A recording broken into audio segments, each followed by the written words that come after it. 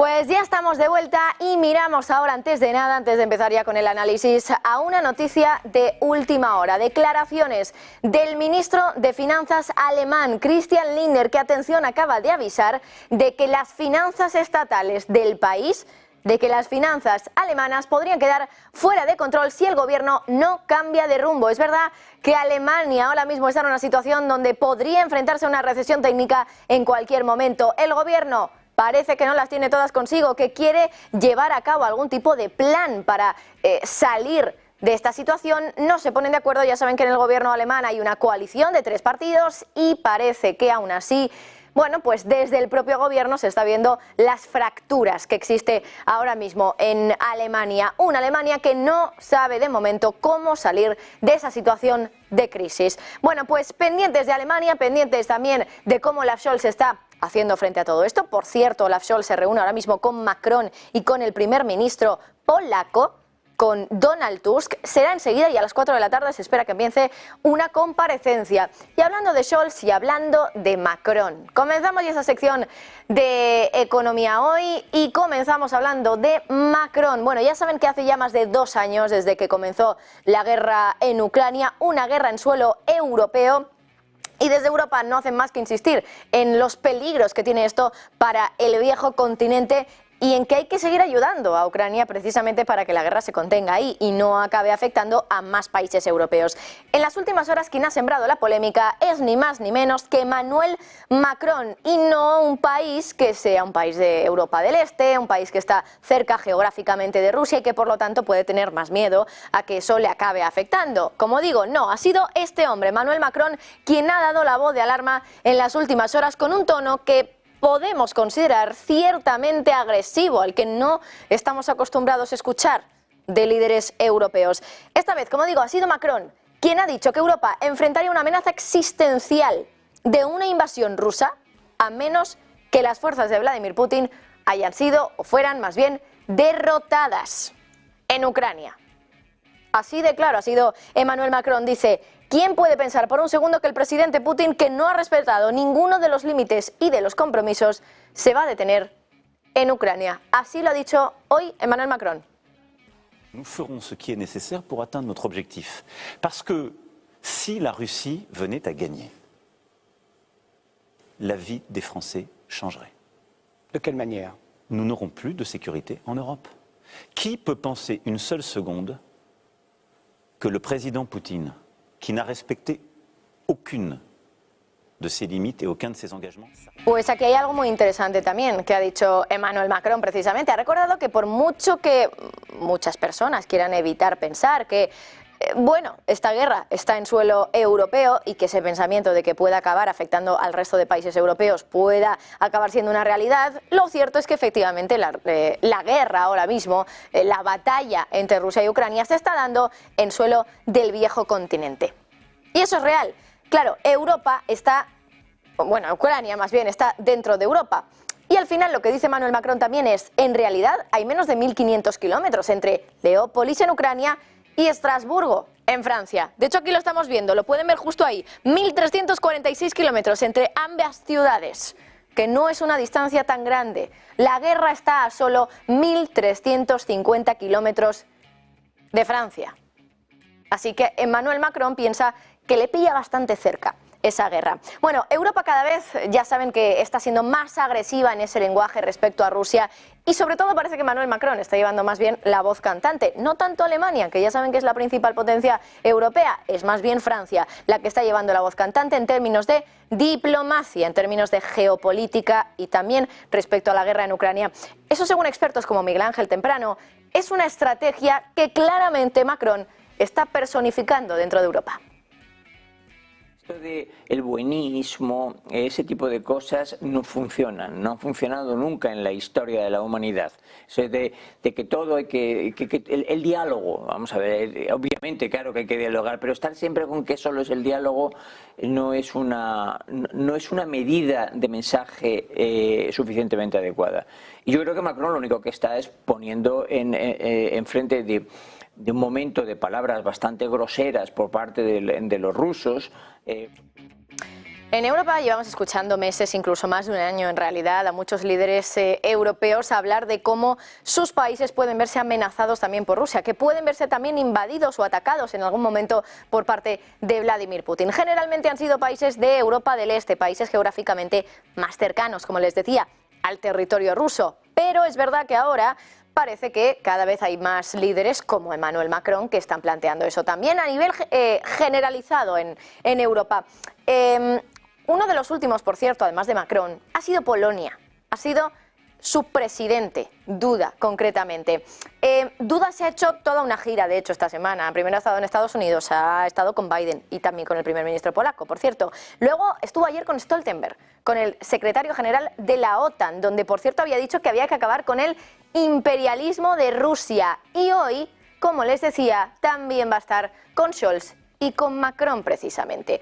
¿Qué pasó ayer? ¿Qué dijo con Stoltenberg? Pues habló de ese imperialismo ruso y dijo, entre otras cosas, que había que acabar con él para facilitar que Rusia no pudiera hacerse con otros países, que no pudiera acabar con la libertad en otros países y que no pudiera hacer esclavas a otras naciones. Palabras duras desde Polonia a Rusia. Vamos a escuchar cómo lo decía Duda en declaraciones con Stoltenberg. We have stressed right from the beginning what has to happen to provide the security of Europe and the world. We hope that this will happen, that the Russian imperialism will be stopped, that it will be absolutely stopped in Ukraine, and through stopping that imperialism, through defeating that imperialism, it will be reprimanded, it will be told off, so that Russia has no more designs to take away land from other countries, to take away freedom from other nations, to force other nations to work like slaves. Pero precisamente ayer con Jens Stoltenberg, el jefe de la OTAN, quiso también dar un mensaje a las potencias de la alianza militar. Les dijo básicamente que Ucrania necesita munición. Mensajito claro también a Estados Unidos, que ya saben que lleva meses sin dar esa ayuda de 60.000 millones que había prometido a Ucrania. Les dijo, hace falta invertir más en defensa y llevo diciéndoslo mucho tiempo y sobre todo parece que aquí es un mensaje directamente a Europa. Ahora bien, esto ya saben que para quien es música para los oídos es para las armamentísticas. Vamos a escuchar esas palabras. The situation remains difficult. Ukraine is in a dire need of ammunition. NATO has been calling on European allies to increase investments in production for years. And of course, the only way to increase defense production is to spend more. And NATO's kind of main message to all allies, but in particular European allies, is that we have to spend more. And in the beginning it was a bit hard to convey that message. Now I feel that allies understand, so allies have really started to increase spending, and therefore they can also make orders and ensure that the industry is investing and providing more ammunition, more equipment, and investing in new production capacity. So we see things are moving in the right direction because they follow the NATO advice. Pues ahí lo han escuchado, dice Stoltenberg que en los últimos años, desde que desde la OTAN se ha insistido tanto en Europa, a Europa más bien, en invertir en defensa, se ha aumentado ese gasto. Ahora, ¿cuánto hay de real en esa afirmación del jefe de la OTAN? Pues vamos a verlo en este gráfico de momento que tenemos en pantalla. Aquí lo que podemos ver es que efectivamente sí, el gasto en defensa ha aumentado en los últimos años, desde 2014 a 2023. Estamos viendo ese gráfico de un informe de la OTAN de julio del año pasado. Bueno, aquí de hecho ha aumentado todos los años, lo vemos desde 2015. 2014 lo quitamos, esto es un aumento, digamos, porcentual en términos de PIB real, anual, y por eso vemos que en todos los años crece, pero fíjense en 2022, que esto es lo más curioso, empieza la guerra y la estimación, porque esto todavía es un dato estimatorio, la estimación es que aquí solo aumenta ese gasto en defensa en la OTAN en general, solo un 2%. Cuando aumenta de verdad es en 2023, un 8,3 concretamente. Ahora, ¿gracias a quién ha aumentado ese gasto en defensa? Se estarán preguntando ustedes. Pues vamos a ver el siguiente gráfico para poder descubrir quién es el responsable de ese aumento anual que hemos visto. Bueno, aquí lo estamos viendo más o menos Ya saben que aquí en la OTAN Estados Unidos es un poco el rey y de hecho por eso también hay tanto miedo, ¿no? A que esa amenaza de que Donald Trump acabe siendo presidente y haga que Estados Unidos se salga de la OTAN preocupa tanto a los líderes europeos, básicamente. Bueno, pues efectivamente aquí lo podemos ver. Estados Unidos, que está en esas barritas con el azul más oscuro, es el país que más aporta en la OTAN en términos monetarios para el gasto en defensa, en este sentido. De hecho, desde 2017 a 2023, aquí vemos que el gasto militar de Estados Unidos ha aumentado en 117.000 millones de dólares en esos 3 años. 6, de 2017 a 2023. Ahora, ¿qué nos representa el azulito más clarito?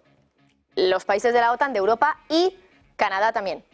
Así que aquí no solo estamos viendo Europa, estamos viendo Europa más Canadá, que eso hay que tenerlo en cuenta también. Bueno, pues en este sentido, los países europeos de la OTAN y Canadá desde 2017 a 2023 han aumentado ese gasto en defensa en 79.000 millones, menos que un solo país.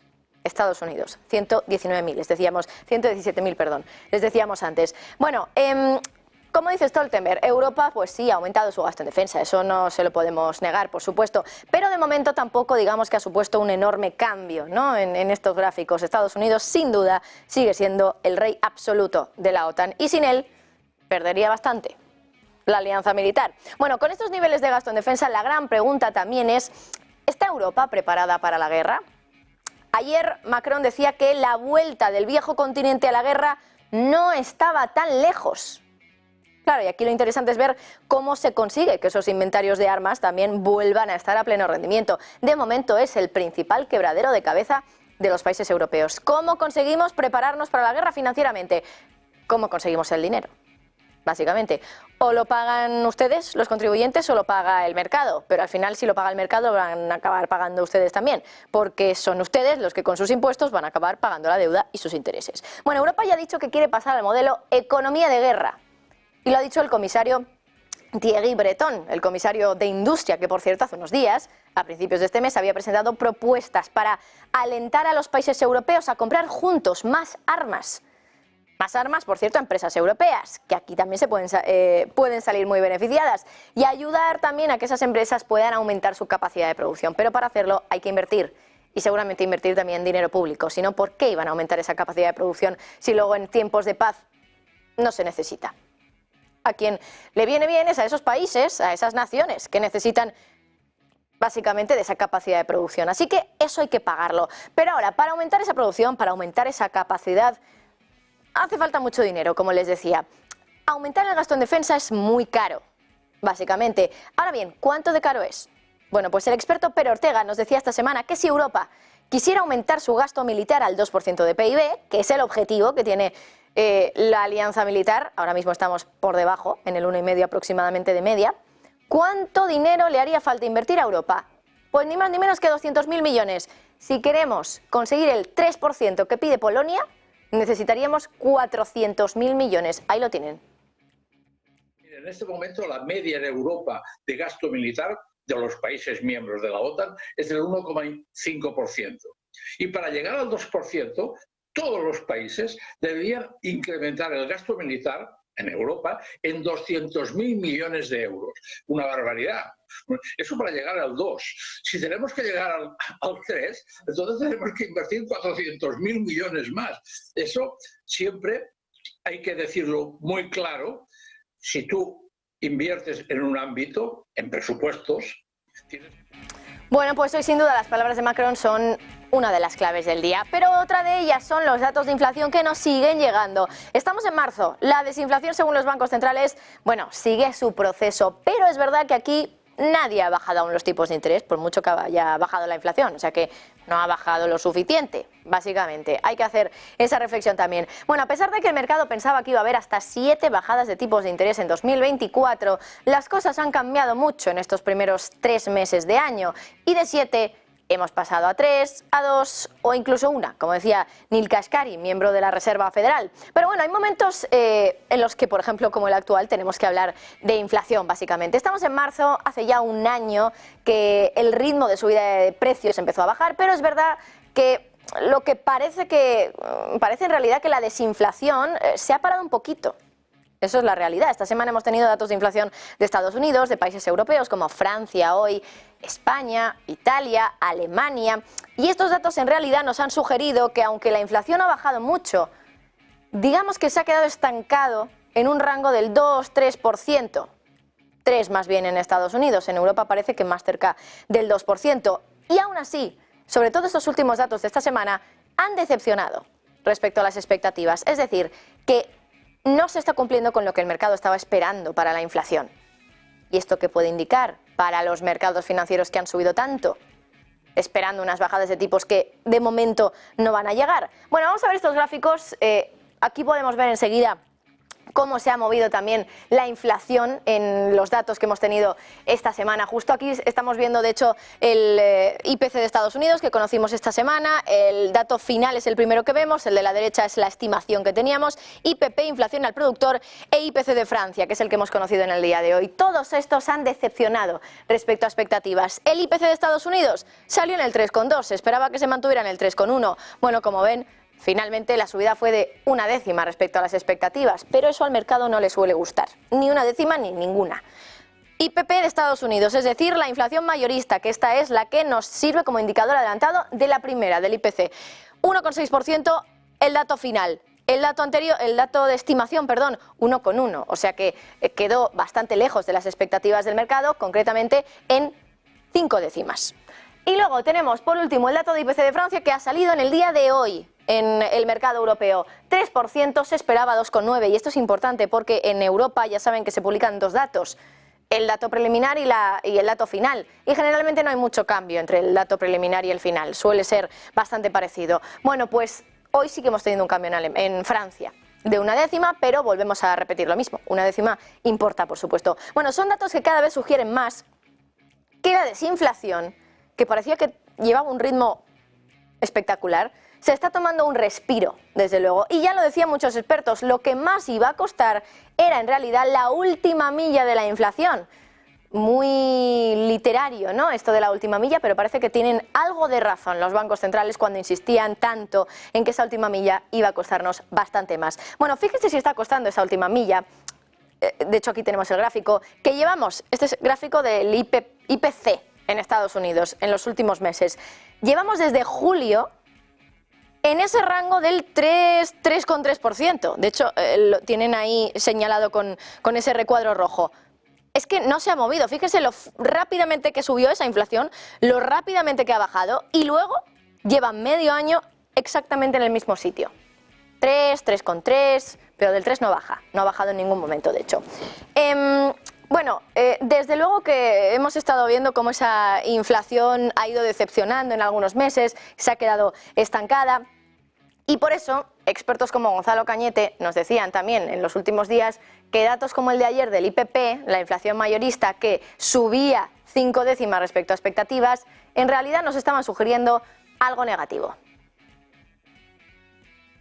El dato nos muestra que sigue habiendo fuerza en la inflación subyacente, que va a seguir habiendo fuerza a la hora de medir el PCE y que, por lo tanto, esa tasa de inflación preferible por la Reserva Federal tiene altas posibilidades de que, primero, no se reduzca y sencillamente puede que simplemente se mantenga lateralizando, que de hecho eso es como tenemos ahora mismo los gráficos. Cuando miramos la tasa de inflación generalizada de Estados Unidos podemos ver que lleva lateralizando desde junio de 2023, es decir, que vimos una corrección clara de la inflación entonces, pero desde entonces se ha ido quedando lateralizada y, por lo tanto, es una de las cuestiones más que asusta a la Reserva Federal a la hora de tomar la decisión de recorte de tipos. Bueno, desde los bancos centrales, desde luego que han insistido en que la inflación está bajando. Muchos de ellos, por cierto, parece que se dan un poco palmaditas en la espalda y dicen que es gracias a el movimiento restrictivo en la política monetaria, que eso también da para un debate extenso, desde luego. ¿Hasta qué punto son ellos realmente los responsables de esa bajada de la inflación y no que la energía, que era básicamente el principal culpable de la subida de los precios, ahora haya bajado de una manera estrepitosa?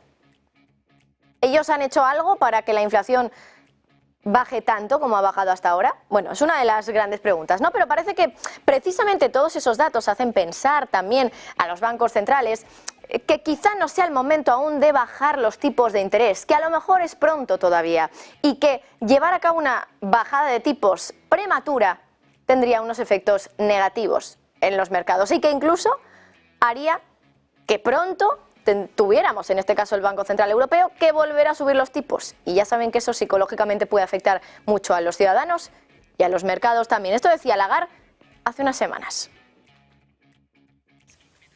Usted me hace una pregunta sobre cuándo van a reducir los tipos de interés y yo solo puedo decir que estamos en un proceso de desinflación, estamos viendo los frutos de ello, no tenemos todavía suficientes pruebas para tener la seguridad y la confianza de que realmente vamos a llegar al objetivo de medio plazo, que es el 2%, que es lo que queremos conseguir. Esta es la meta. Y bueno, necesitamos datos, necesitamos más tiempo para analizarlos, porque vamos a decidir reunión tras reunión sobre la base de los datos que nos vayan llegando. Lo último que yo quisiera que ocurriese es que nos precipitemos y luego resulta que vuelve a subir la inflación y hay que tomar medidas. Quiero evitar esto.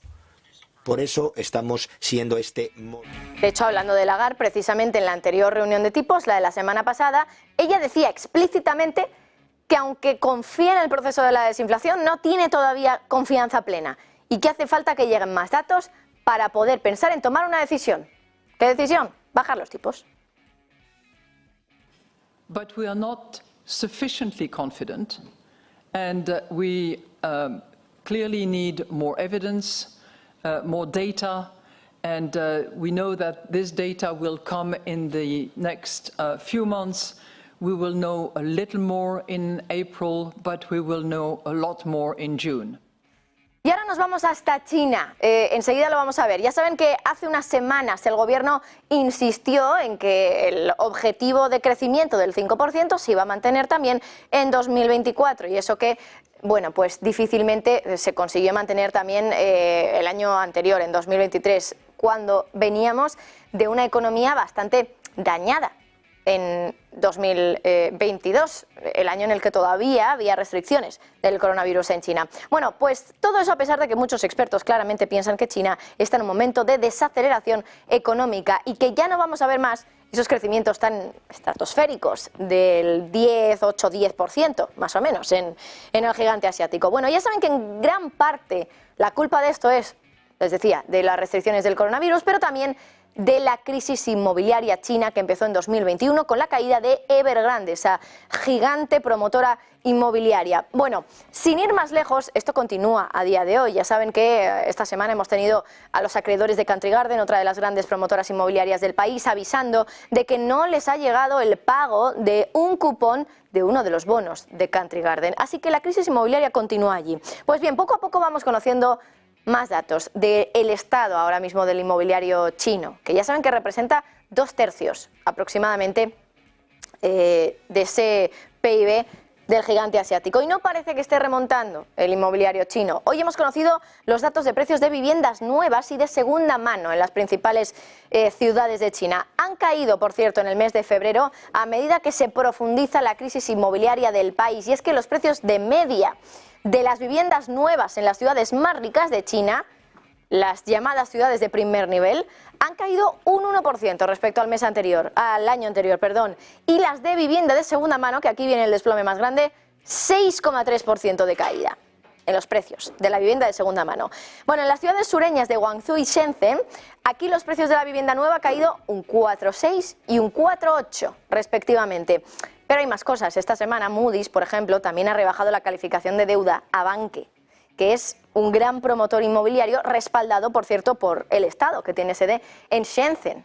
Le ha rebajado el rating. De hecho, en las últimas semanas esta compañía, concretamente Vanke, se ha convertido desde luego en uno de los puntos clave del foco, desde luego, de esa desaceleración inmobiliaria que está viviendo el país, que ha aumentado la presión sobre, bueno, los responsables políticos de Pekín mientras buscan aumentar también esa confianza en la segunda economía del mundo, en la segunda economía más grande del mundo. Bueno, lo que hizo Moody's con esta empresa, con Vanke, fue retirarle la calificación de emisor de grado de inversión, que ya saben que esto es lo que se considera como algo invertible, ¿vale? Para que lo entiendan.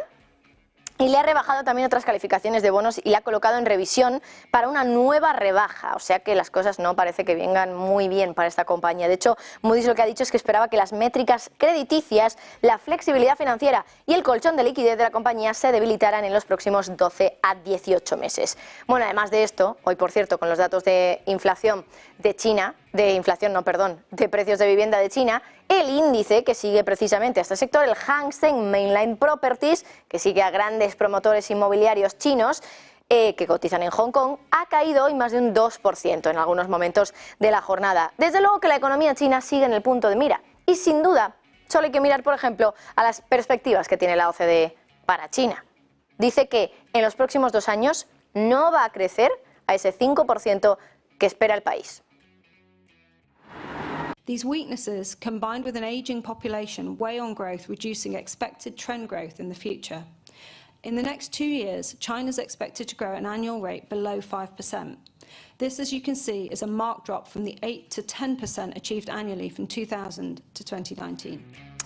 Bueno, y por cierto, hablando de datos macro para China, para entender bien, tener un buen termómetro de cómo está la economía. La semana que viene, el lunes, tendremos muchos de ellos. Tendremos inversión extranjera directa, producción industrial, tasa de paro, ventas minoristas, muchos datos que nos van a indicar cómo está la economía china, cómo de tocada está una economía que desde luego ha sufrido mucho por las restricciones del COVID, pero también por otras cuestiones como ha sido esta crisis inmobiliaria que lleva afectando al país desde hace ya 3 años, casi 3 años, porque este año se cumplirán 3 años. Bueno, más cuestiones, vamos a hablar ya de la bolsa americana, de esa apertura de sesión.